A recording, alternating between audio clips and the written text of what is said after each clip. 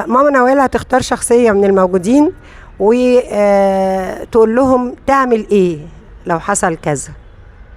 شخصية تختاريها، تقولي له كده انت هتعمل ايه لو حصل كذا. اختاري له اي موقف تعمليه، هي اللي هتختار. هروح لمغربي، انا كده كده هروح لمغربي فعلا.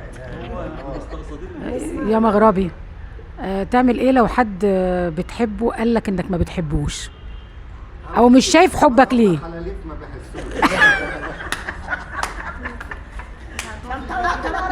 طب ماشي، هم حلاليف انت يعني. ايوه خد بقى عشان لو اعرف ان انت تختاريه ما كنتش اديتك الفكرة دي.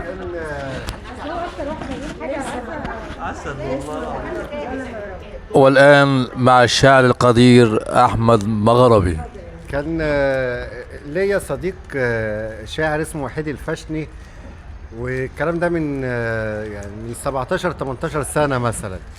كان قاعد بيتكلم معايا، ده بيكتب أغاني وقال لي أنا كاتب بيت شعر بقول فيه يلي القسوة في دمك ولا بتحس بغيرك، جرح الناس مش همك، امتى هيصحى ضميرك. فده اقرب حاجه للي حضرتك بتقوليه.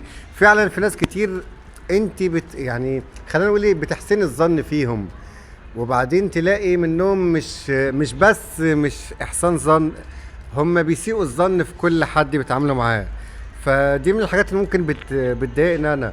ممكن ناس كتير في اعجاب، في بس مش حب، يعني مش نادرا ما تقولي عن حد. وممكن سيبنا بقى من الارتباط. في حد انت تحبه، يعني انا ممكن حد اكتر من حد قابلني وهم ازاي استاذ محمد كمال مثلا، مش هو يجي يقول لي والله انا متابعك بقالي فتره او شفتك في كذا وكذا وانا بحبك وجاي اتعرف عليك، انا هراضيك. فده بيقابلني. اما ان حد يعني انا احبه مش حاسس بيا، يعني ما انا هتعامل معاه ازاي؟ والله خلاص مع نفسي، يعني انت اللي خسران. يعني دي وجهة نظري. بس شكرا.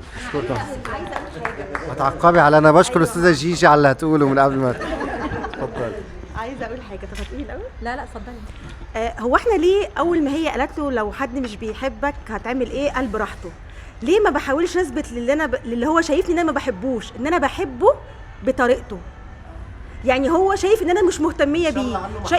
طب وليه؟ ان شاء الله عنه ليه خدت الجانب ده؟ ليه ما خدتش الجانب ان انا ايه بطريقته؟ ازاي؟ ما هو المفروض ان كل واحد بيحب بشكل. يعني انا مثلا انا كواحده عايزه اللي يهتم بيا، هو الطرف التاني شايف لا، طب ما انا بمجرد ان انا جبت لك حاجه حلوه وانا جاي، او انا بهتم بطلباتك او الكلام دوت، ده من وجهه نظره حب، ان انا مأمنك، خايف عليكي، مش ببهدلك، مش بقول لك كلمه تضايقك، ما بطلبش منك حاجه تقومي تعمليها مثلا. لا انا مش عايزه كده، انا عايزه الحب بشكل مختلف. عايزاك تقول لي ان انت بتحبني، تثبت لي الكلام دوت. طب ما انا المفروض احب اللي قدامي بطريقته مش بطريقتي. بحب الهدايا مثلا فاقول له احب خروج وهكذا. اتفضلي. كل واحد عندنا في حياتنا، كل واحد في حياتنا